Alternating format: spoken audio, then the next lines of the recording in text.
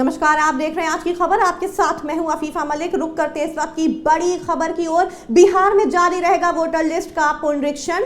विशेष गहन पुनरीक्षण पर रोक लगाने से सुप्रीम कोर्ट का इनकार। संवैधानिक संस्था के कामकाज पर रोक नहीं, सुप्रीम कोर्ट का कहना। सुप्रीम कोर्ट ने चुनाव आयोग से पूछे कई सवाल।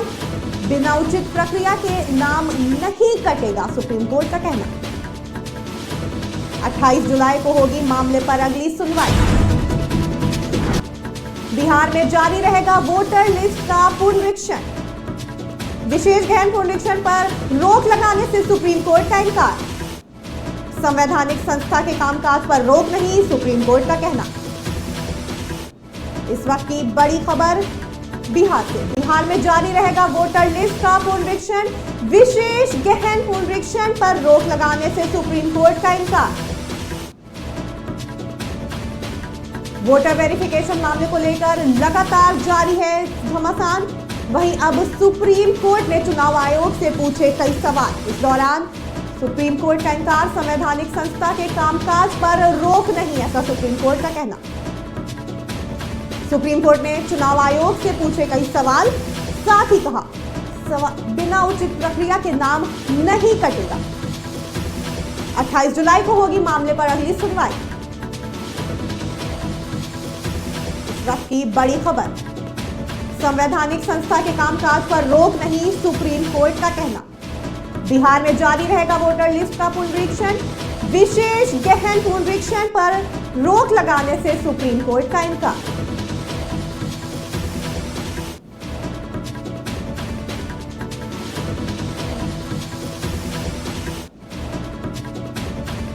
इस खबर पर ज्यादा जानकारी के लिए हमारे साथ जुड़ चुके हैं संवाददाता विकास तिवारी।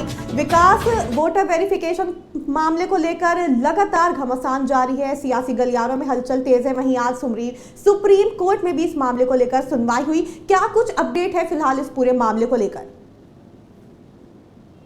जी, अगर आज सुप्रीम कोर्ट में वोटर लिस्ट वेरिफिकेशन मामले की सुनवाई की बात करें तो जब सुनवाई शुरू हुई और सुप्रीम कोर्ट ने एक के बाद एक क्वेश्चन जो है वो चुनाव आयोग के सामने रखने शुरू किए। कई प्रक्रियाएं जो चुनाव आयोग ने जिस तरह का तरीका अपनाया था और कई सारी चीजों को लेकर जिस तरह के कड़े सवाल सुप्रीम कोर्ट चुनाव आयोग से कर रहा था, तो उसको लेकर कहीं ना कहीं विपक्ष के मन में ये आस जग रही थी और ये कहीं ना कहीं कयास भी लग रहे थे कि शायद जो है वो सुप्रीम कोर्ट इस वोटर लिस्ट वेरिफिकेशन पर जो बिहार के अंदर चल रहा है स्पेशल इंटेंसिव रिवीजन, उस पर रोक लगा दे। लेकिन जब सुनवाई का ऑलमोस्ट एंड में जाकर और अगली डेट अनाउंस करने से पहले सुप्रीम कोर्ट ने ये कहते हुए वोटर लिस्ट वेरिफिकेशन पर रोक लगाने से इनकार कर दिया कि चुनाव आयोग एक कॉन्स्टिट्यूशनल बॉडी है और वो किसी कॉन्स्टिट्यूशनल बॉडी के कामकाज पर रोक नहीं लगा सकते इस तरह से। तो उन्होंने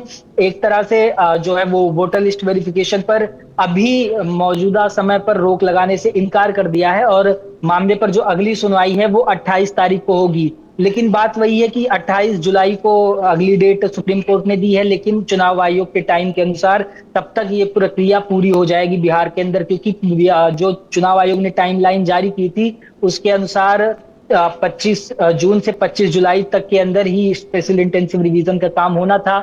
और उसके अलावा अगर इसमें कुछ भी अगर किसी को शिकायत या कोई कुछ करना होगा तो उसके लिए 1 सितंबर से डेट दी गई है। फिलहाल अभी फैसला यही है सुप्रीम कोर्ट का कि अभी उन्होंने इस पर रोक लगाने से इनकार कर दिया है और अगली सुनवाई जो है वो 28 जुलाई को होगी। जी विकास, सुप्रीम कोर्ट ने रोक लगाने से इनकार कर दिया, लेकिन सुप्रीम कोर्ट ने क्या क्या तथ्य सामने रखे? चुनाव आयोग की तरफ से अपने बचाव में क्या कुछ कहा गया और याचिकाकर्ता किस हद तक संतुष्ट नजर आए सुप्रीम कोर्ट के कार्रवाई से?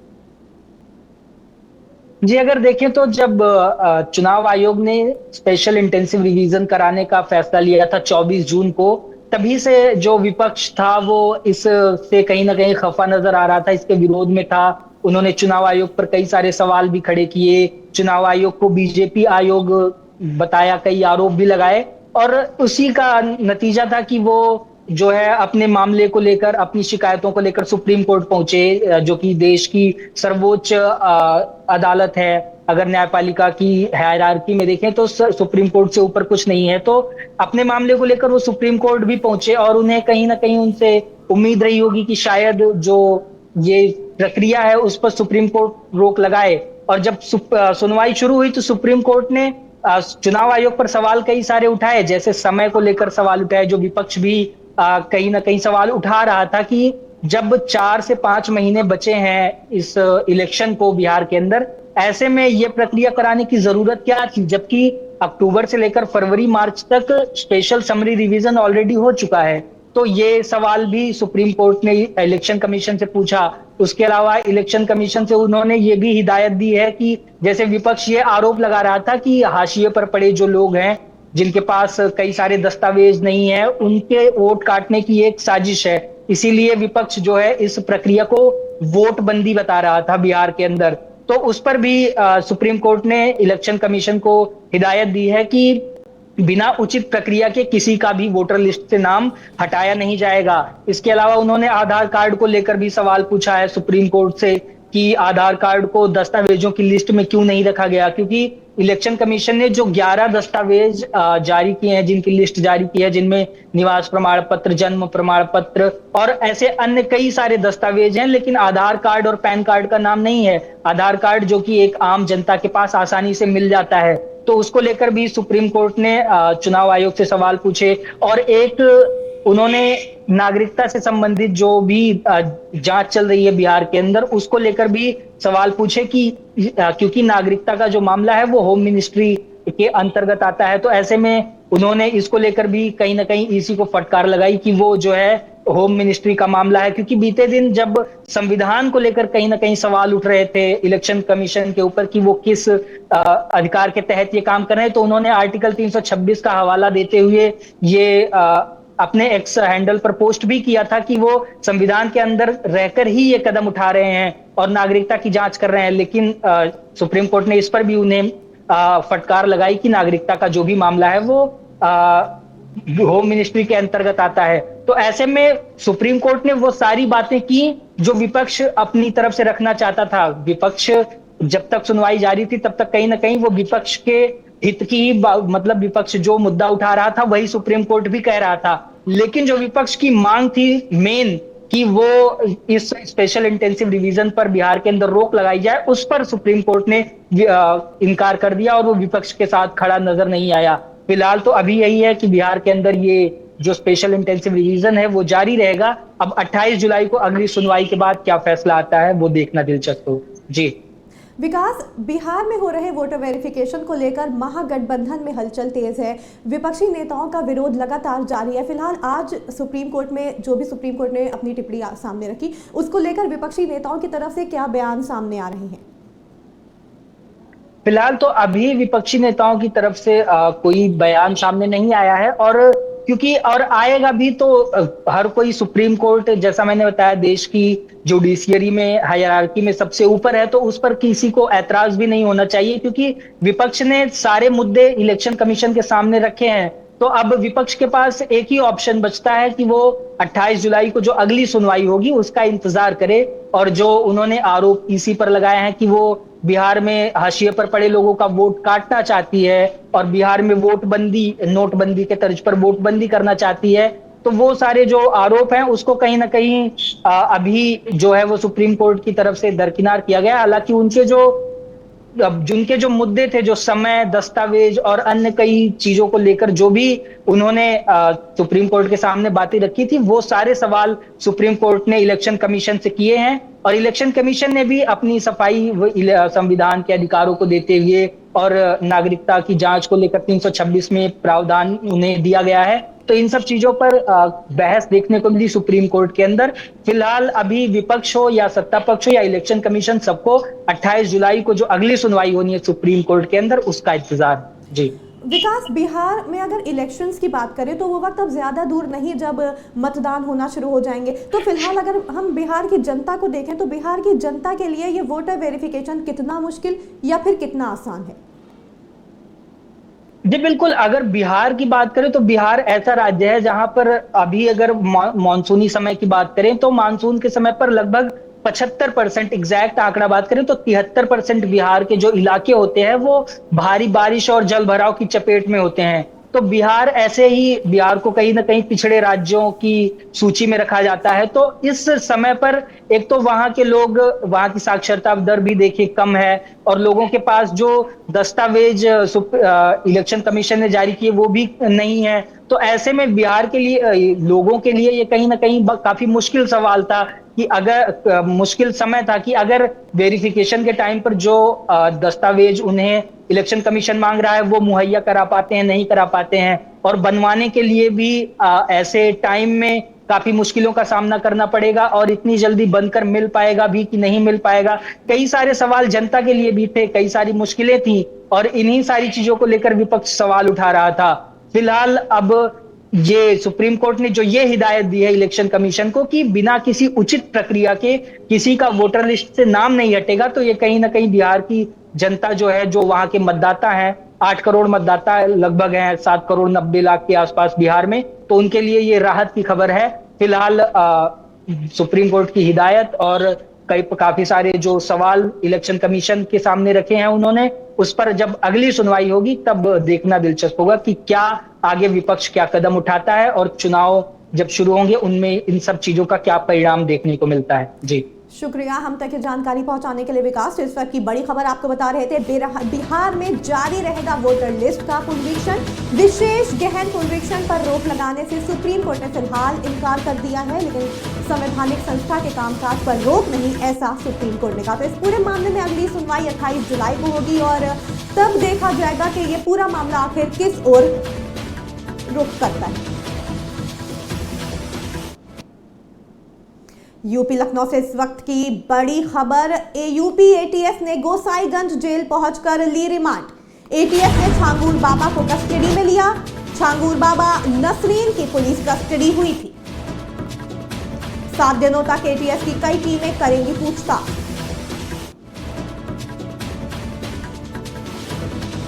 छांगूर के खातों में फंडिंग और धर्मांतरण की गुत्थी अब एटीएस हल करेगी। छांगूर बाबा के नेक्सस सहयोगी एटीएस के रडार पर। लखनऊ से इस वक्त की बड़ी खबर। यूपी एटीएस ने गोसाईगंज जेल पहुंचकर ली रिमांड। एटीएस ने छांगूर बाबा को कस्टडी में ले लिया है। छांगूर बाबा और नसरीन की पुलिस कस्टडी हुई थी मंजूर। 7 दिनों तक एटीएस करेगी पूछताछ। लखनऊ से इस वक्त की बड़ी खबर। यूपी एटीएस ने गोसाईगंज जेल पहुंचकर छांगूर बाबा की रिमांड ली। एटीएस ने छांगूर बाबा को कस्टडी में ले लिया है। छांगूर बाबा और नसरीन की पुलिस कस्टडी हुई थी मंजूर। अब 7 दिनों तक एटीएस की कई टीमें करेंगी पूछताछ। छांगूर के खातों में फंडिंग, धर्मांतरण की गुत्थी अब एटीएस हल करेगी। छांगूर बाबा के नेक्सस सहयोगी एटीएस की रडार पर। राजधानी लखनऊ से इस वक्त की बड़ी खबर। इस खबर पर ज्यादा जानकारी के लिए हमारे साथ जुड़ चुके हैं संवाददाता अबू तलहा। अबू तलहा, अब एटीएस ने छांगूर बाबा को हिरासत में ले लिया है, फिलहाल क्या कुछ कहा जा रहा है इस पूरे मामले को लेकर? देखिए, बिल्कुल फीफा बात करें तो जैसे बीते दिनों एटीएस ने जांगूर बाबा को गिरफ्तार किया था, उसके बाद से आज उसको रिमांड मिल गई है। और जांगूर बाबा के साथ साथ कह सकते हैं नीतू, जो जिसका नाम नसरीन है, बदलकर उसने अपना नाम रखा था जब उसने अपना धर्मांतरण किया था, उसके बाद से इन दोनों से पूछताछ कर रही थी। आज रिमांड पे इनको लिया गया है। इससे पहले ही एटीएस की जो टीम है वो लखनऊ जेल पहुंची थी, जहां से उन दोनों को रिमांड पर ले लिया गया है और अब उनको एटीएस से ऑफिस लेके जाया गया है, जहां पर उन तमाम लोगों से पूछताछ की जाएगी कि आखिर ये नेक्सस कैसे चलता था, कितने लोगों का धर्मांतरण कराया गया, कैसे ये फंडिंग आती थी, क्योंकि 100 करोड़ से ज्यादा का लेन देन अकाउंट में ट्रांजैक्शन दिखे हैं। तो तमाम ऐसी चीजें हैं जिसको लेकर एटीएस को जांच करनी है। पर बात करें तो देखिए, सरकार भी पूरी तरह से सतर्क है और यही वजह है कि देखिए आज तीसरा दिन है गिरफ्तारी का, उसके बाद भी ये कह सकते हैं कि उसके जो आलिशान एक अवैध बिल्डिंग थी उस पर भी बुलडोजर चला है और साथ साथ तमाम और भी ऐसी इसकी संपत्तियां चिन्हित की जा रही हैं जो अवैध रूप से बनाई गई हैं। और एक बड़ा नेक्सस कह सकते हैं जांगूर बाबा चलाता था और कौन कौन इसके सहयोगी हैं। हालांकि आज जो पूछताछ हुई उसमें कुछ लोगों का नाम सामने जरूर आया है। ऐसे में अब ये कहा जा सकता है कि उन लोगों की भी गिरफ्तारी जल्द से जल्द होगी। पर एक बड़ा नेक्सस कह सकते हैं जांगूर बाबा चलाता था, क्योंकि पहले की अगर बात करें तो देखिए बताया जाता है कि वो अंगूठी बेचता था और उसके बाद इतनी बड़ी संपत्ति उसने कैसे खड़ी कर ली। हालांकि ये भी बताया जा रहा है कि जिस गांव में ये रहता था जांगूर बाबा, वहां पर इसने प्रधानी भी जीती थी और प्रधान भी रहा है। तो ऐसे में कब तक कह सकते हैं कि कितना इसने इससे पैसा कमाया है, कहाँ से फंडिंग आती थी, कौन कौन और लोग शामिल है, कैसे वो लोगों का माइंड वॉश करता था, कैसे मतलब कांटेक्ट होते थे उसके, तमाम ऐसी चीजें। पर ये देखिए एक बड़ा मास्टरमाइंड है जांगूर बाबा, इसकी गिरफ्तारी हो चुकी है। ऐसे में अब इससे पूछताछ की जाएगी। 7 दिन की रिमांड है और इन 7 दिनों में देखिए कई ऐसे सवाल हैं जो एटीएस जांगूर बाबा से उसके जवाब लेगी और उसके बाद देखिए एक बड़ा कह सकते हैं इस नेक्सस जो था बड़ा, उसका वांडाफोड़ किया जाएगा। जी अफीफा। अबू तलहा, पहले धर्मांतरण और अब ध्वस्तीकरण, छांगूर बाबा के इस पूरे नेटवर्क में और कौन कौन शामिल था? फिलहाल कौन कौन से पहलुओं पर एटीएस छानबीन करेगी? देखिए एटीएस के कई ऐसे सवाल हैं जो एटीएस ने तैयार किए हैं, जिसमें कैसे इसको फंडिंग आती थी और कैसे ये लोगों से संपर्क करता था, कितना पैसा एक धर्मांतरण पर देता था, इसको कितनी, जांगूर बाबा को कितना पैसा धर्मांतरण पर मिलता था, कहाँ कहाँ विदेश से फंडिंग आती थी और कौन कौन इस सिंडिकेट में शामिल है।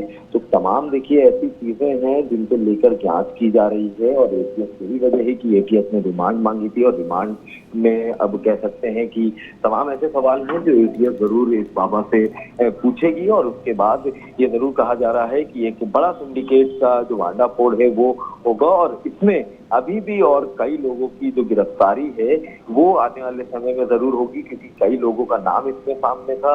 इसी वजह से तमाम लोगों की गिरफ्तारी जो है वो की जाएगी। और अगर बात करें जांगूर बाबा की, तो देखिए बताया जाता है कि सिर्फ बलरामपुर ही नहीं, आसपास के जो जिले हैं, चाहे वो श्रावस्ती हो चाहे वो गोंडा हो, उन तमाम जगहों पे भी इसका नेक्सस था। वहां पर भी इसके अवैध ऐसे आलीशान बिल्डिंग थी। तो तमाम चीजों की देखिए जांच की जा रही है और देखा जा रहा है कि कैसे इसने इतना पैसा कमाया, कैसे ये 100 ट्रांजैक्शन जो 100 करोड़ का है ये कैसे होता था। तो देखिए बड़ा ट्रांजैक्शन जरूर है और यही वजह है कि आने वाले समय में देखिए ईडी भी इस पूरे मामले की जांच करेगी। जी अफीफा। अबू तलहा, आखिर कौन है ये छांगूर बाबा जो लोगों का धर्मांतरण कराते थे और कब उनकी इस एक्टिविटी का एक तरीके से कह सकते हैं पर्दाफाश कब और कैसे हुआ? देखिए जांगूर बाबा की बात करें तो देखिए ये धर्मांतरण को लेकर लगातार एटीएस, एसटीएफ, यूपी पुलिस, तमाम जो कह सकते हैं पुलिस है या एसटीएफ या एटीएस की टीम है वो जांच कर रही थी। ऐसे में जब इसका नाम सामने आया तो लगातार एटीएस इसको ट्रैक कर रही थी जांगूर बाबा को। और जब एटीएस को पता चला कि ये जांगूर बाबा लखनऊ के विकास नगर में छुपा हुआ था, तब एक होटल से इसकी गिरफ्तारी की गई। बताया जाता है कि वहाँ 70 दिन से ये बाबा वहां पर छुप कर रह रहा था। तो ऐसे में तमाम चीजें और भी इसकी जानकारी जुटाई गई कि ये कैसे कहां पर रहता था, कब तक बलरामपुर में रहा, उसके बाद कब ये, क्योंकि इस तरह की भी चीजें सामने आई थी कि ये दुबई भी जाता रहता था, वहां पर भी लोगों को धर्मांतरण कराता था, वहां ले जाकर धर्मांतरण कराता था, माइंड वॉश करता था। तो ये जरूर कहा जा रहा है कि ये देखिए बलरामपुर का रहने वाला है, बलरामपुर में उतरवाला जगह है, वहां का ये रहने वाला है, वहां पे ये प्रधान भी रहा है। साथ साथ ये कहा जा रहा है कि एक बड़ा सिंडिकेट जो है वो ये चलाता था और जिसका मास्टरमाइंड भी ये खुद ही था। तो ऐसे में देखिए जांच की जा रही है। फिलहाल 7 दिन की रिमांड है एटीएस के पास और इस रिमांड में तमाम ऐसे सवाल हैं एटीएस के जिसके जवाब एटीएस जांगूर बाबा से सवाल करेगी, जिसका जवाब उसको मिलेगा और उसके बाद इसमें कहीं ना कहीं और भी गिरफ्तारी जरूर आने वाले समय में हो सकती है। जी अफीफा। बहुत बहुत शुक्रिया हम तक ये जानकारी पहुंचाने के लिए। अबू तलहा, तो लखनऊ से इस वक्त की बड़ी खबर आपको बता रहे थे। यूपी एटीएस ने गोसाईगंज जेल पहुंचकर छांगूर बाबा की रिमांड ली है। एटीएस ने छांगूर बाबा को कस्टडी में ले लिया है। छांगूर बाबा नसरीन की पुलिस कस्टडी हुई थी मंजूर। अब 7 दिनों तक एटीएस की कई टीमें छांगूर बाबा से करेंगी पूछताछ। छांगूर के खातों में फंडिंग कहां से आती थी, किधर से आती थी, धर्मांतरण की गुत्थी अब एटीएस हल करती हुई नजर आएगी। छांगूर बाबा के नेक्सस सहयोगी एटीएस की रडार पर। राजधानी लखनऊ से इस वक्त की बड़ी खबर। 7 दिनों तक एटीएस की कई टीमें करेंगी पूछताछ।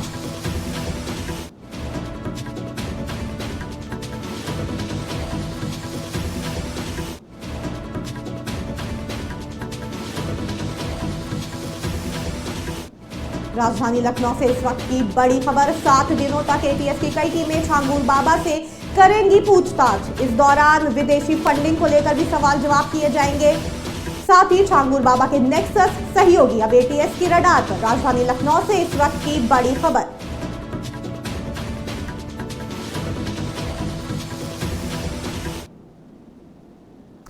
राजनीतिक गलियारों में इस मुद्दे को लेकर अब चर्चा तेज है कि क्या कर्नाटक में मंत्रिमंडल बदलाव होने वाला है, क्या कर्नाटक को मिलने वाला है नया मुख्यमंत्री। सवाल को लेकर फिलहाल बातें हो रही हैं। दरअसल कर्नाटक में कांग्रेस के 2.5 साल पूरे होने के बाद डीके शिव कुमार के मुख्यमंत्री बनने के कयास लगाए जा रहे थे, जिसकी वजह से अब सीएम पद को लेकर सवाल सामने आ रहे हैं। दरअसल कर्नाटका के उप मुख्यमंत्री डीके शिव कुमार ने कांग्रेस नेता प्रियंका गांधी से उनके आवास पर दिल्ली में मुलाकात की थी और राहुल गांधी से मिलने का समय मांगा है।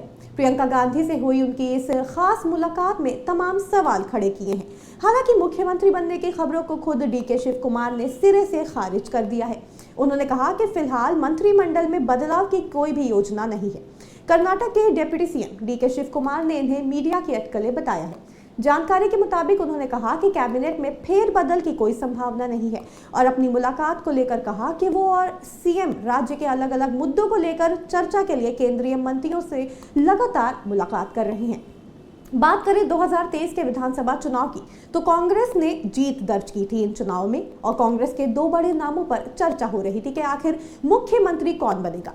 वो नाम थे सिद्धरमैया और डीके शिव कुमार के। दोनों ही मुख्यमंत्री पद के लिए हर तरह से अपने आप में योग्य माने जा रहे थे, लेकिन सिद्धरमैया को मुख्यमंत्री बनाया गया और तब कहा गया था कि सिद्धरमैया और शिव कुमार दोनों को 2.5 साल के अंतराल पर सीएम बनाया जाएगा।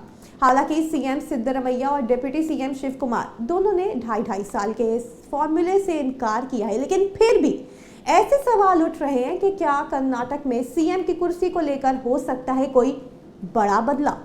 इन्हीं बातों के बीच कर्नाटका के मुख्यमंत्री सिद्धरमैया और उप मुख्यमंत्री डीके शिव कुमार दोनों ही राहुल गांधी से भी मिलना चाहते हैं। जानकारी के मुताबिक दोनों ने राहुल गांधी से मिलने के लिए अलग अलग समय मांगा है। इसी बीच कहा जा रहा है कि डीके शिव कुमार ने पार्टी के बड़े नेताओं से मिलने की बात कही तो जरूर है, लेकिन तब जब कुछ हफ्ते पहले ही सिद्धरमैया ने कहा था कि वो पूरे 5 साल के लिए मुख्यमंत्री बने रहेंगे। तो एक तरफ प्रियंका गांधी से मिलने पहुंचे हैं, मुलाकात हो चुकी है डीके शिव कुमार की, लेकिन अब सवाल ये उठ रहा है कि क्या डीके शिव कुमार राहुल गांधी से भी मुलाकात कर सकते हैं। इस खबर पर ज्यादा जानकारी के लिए हमारे साथ जुड़ चुके हैं अभिषेक यादव। अभिषेक, प्रियंका गांधी से तो मुलाकात हो चुकी है डीके शिव कुमार की, लेकिन इस बीच ये भी खबरें सामने आ रही हैं कि राहुल गांधी से मुलाकात कर सकते हैं सिद्धरमैया भी और डीके शिव कुमार भी। आखिर क्या मायने हो सकते हैं इस मुलाकात के, वो भी तब जब ऐसी अटकलें लगाई जा रही हैं कि कर्नाटक को मिल सकता है नया मुख्यमंत्री, और क्या है ये 2.5 साल का फॉर्मूला। जी, जिस तरह से देखें, अगर सियासत की बात करें तो सियासत में जब भी ऐसी अफवाहें उड़ती हैं तो कहीं ना कहीं उन बातों के पीछे सच भी छुपा होता है। जाहिर सी बात है, अगर राजनीति में किसी बात की अफवाह उड़ती है फीफा जी, तो राजनीति के अंदर इस बात की सच्चाई भी होती है कि कहीं ना कहीं विधायक दल के अंदर मतभेद देखा जा रहा होगा, मनभेद देखा जा रहा होगा। जिस तरह से देखिए, लगातार सिद्धरमैया से कुछ विधायकों का दल नाराज था, जिस तरह से उनके सरकार के ऊपर भ्रष्टाचार के आरोप लगाते हैं, आलाकमान से मिलते हैं, जिसके बाद से कांग्रेस के जो प्रदेश महासचिव हैं, वो जो कांग्रेस के सचिव हैं, वो जाते हैं, रणदीप सुरजेवाला बेंगलोर जाते हैं और इस मामले पर विधायकों से बात करते हैं। बात ये करते हैं कि क्या दिक्कतें आ रही हैं, किस तरह से आरोप विधायक दल के जो विधायक दल है वो लगा रहा है। तो इस तरह से तमाम ऐसी अटकलें लग रही थी। जिस तरह से अगर डीके शिव कुमार की बात करें तो उनके जो करीबी हैं, उन्होंने ये एक बयान भी दिया था कि उनके साथ 100 विधायक भी हैं। तो कहीं ना कहीं ये तमाम ऐसी अटकलें भी, अगर बयानबाजियां जब सामने आती हैं तभी मीडिया अफवाह को कहीं ना कहीं आप सामने लाता है। जिस तरह से डी शिव कुमार के जो खास माने जाने वाले हैं, वो उन्होंने ये बयान दिया था कि 100 विधायक उनके साथ हैं। तो इस वाक्य का मतलब, इस बयान का मतलब क्या होता है कि जिस तरह से नवंबर 2025 में सिद्धरमैया का 2.5 साल पूरा होने वाला है, उसके बाद से जब सरकार बनी थी तब ये बात पे लेकर एक दोनों की बातचीत हुई थी कि 2.5 साल आप रहेंगे, 2.5 साल आप रहेंगे।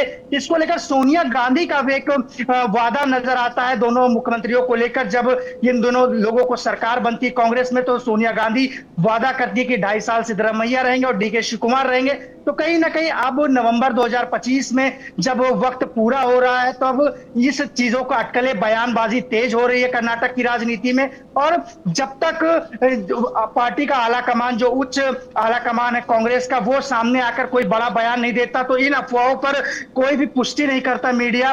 तो कहीं ना कहीं अब जब पार्टी के आला कमान, जो कांग्रेस के बड़े पार्टी नेता हैं, वो सामने आएंगे, उसके बाद जब बात करेंगे। क्योंकि जिस तरह से आप देखिए फीफा जी, बिहार के अंदर भी चुनाव है। जिस तरह से देखिए बिहार के अंदर अगर पार्टी कर्नाटक में दिक्कतें आती है तो कहीं ना कहीं बिहार में चुनाव लड़ना कांग्रेस के लिए मुश्किल हो जाएगा। जिस तरह से सिद्धरमैया पिछड़ी जाति से आते हैं, बिहार में उनको पिछड़ी जात का वोट नहीं मिलेगा। जिस तरह से बिहार में बड़ा वर्ग पिछड़ी जात का वोटर माना जाता है, तो कहीं ना कहीं बड़े समीकरण बन रहे हैं। तो अभी आलाकमान किसी भी नतीजे को लेकर फैसला नहीं दे सकता। अफीफा, जिस तरह से लगातार ये सुगबुगाहट बनती आएगी और जब बिहार का चुनाव होगा उसके बाद ही कोई नतीजा आएगा। जब नवंबर 2025 सिद्धरमैया का 2.5 साल पूरा होगा उसके बाद ही कोई बड़ा बयान आ सकता है और आला कमान का कोई जो भी आधिकारिक पुष्टि होगी अफीफा जी आएगी। जी अफीफा।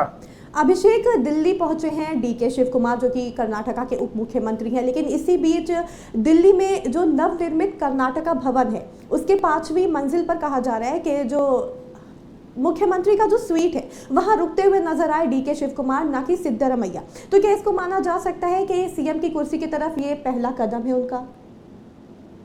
जी, राजनीति के अंदर अगर आप बात करेंगे किसी की कुर्सी, किसी का कब, राजनीति में बदलाव हो जाता है जब भी। अब मैं यही बात कह रहा हूं कि बिहार के अंदर चुनाव है और सिद्धरमैया की जो जाति है, पिछड़ी जाति के आते हैं, उनको अभी बिहार अगर कर्नाटक से हटाते हैं तो कहीं ना कहीं बिहार के चुनाव पे भी इसका असर देखने को मिलेगा। इसको लेकर अगर आप किसी के कमरे में कोई रुकता है तो उसका मुख्यमंत्री पद मिल जाना, कहीं ना कहीं इन बातों को तो मैं खारिज करता हूं सिरे से। राजनीति के अंदर किसी के कमरे में घुस जाने से, किसी की कुर्सी पे बैठ जाने से कोई महत्व नहीं होता जब तक पार्टी का आला कमान नहीं कहता। पार्टी के जो नेता है राहुल गांधी, सोनिया गांधी, खड़गे जब तक आके सामने आके बयान नहीं देते कि हाँ इस तरह की अफवाह की वो पुष्टि कर रहे हैं, या 2.5 साल के जो बातें हुई थी उस पे कोई, जिस तरह से 2.5 साल को लेकर बात हुई थी उस पर कोई पुष्टि नहीं करते, तो तब तक जब तक आला कमान का फीफा जी बयान नहीं आता तो इस पे अभी अफवाह ही मानी जाएगी। जी अफीफा। अभिषेक, एक तरफ दोनों ही कहा जाए तो सिद्धरमैया जो कि मुख्यमंत्री हैं और डीके शिव कुमार जो कि उप मुख्यमंत्री हैं, दोनों की ही तरफ से इस तरीके की तमाम अटकलों को खारिज किया गया है कि ऐसा कुछ भी नहीं है। तो फिलहाल ठीक है, कहा जा सकता है कि पार्टी के सब कुछ ठीक नजर आ रहा है, लेकिन क्या ऐसा माना जा सकता है कि पार्टी के अंदर इस बात को लेकर कोई विवाद है या कोई गर्मा गर्मी चल रही है?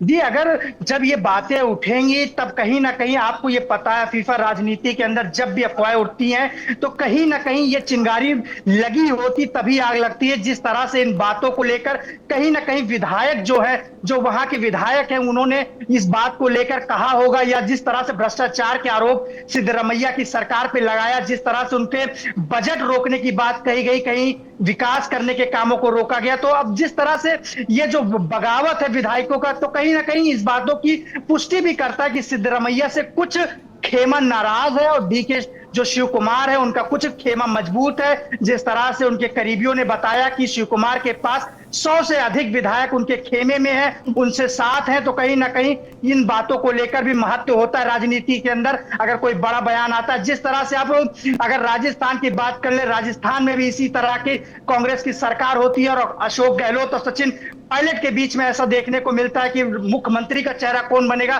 तो कहीं ना कहीं अब कर्नाटक में भी यही सेम चीज दोहराता हुआ मिल रहा है, तो ये बड़ी राजनीतिक उलटफेर मानी जाएगी। अगर बिहार चुनाव से पहले ये किसी भी तरह का राजनीतिक इतना बड़ा फेरबदल होगा तो कहीं ना कहीं कांग्रेस को बिहार में भी चुनाव लड़ने में दिक्कतें आएंगी। अफीफा।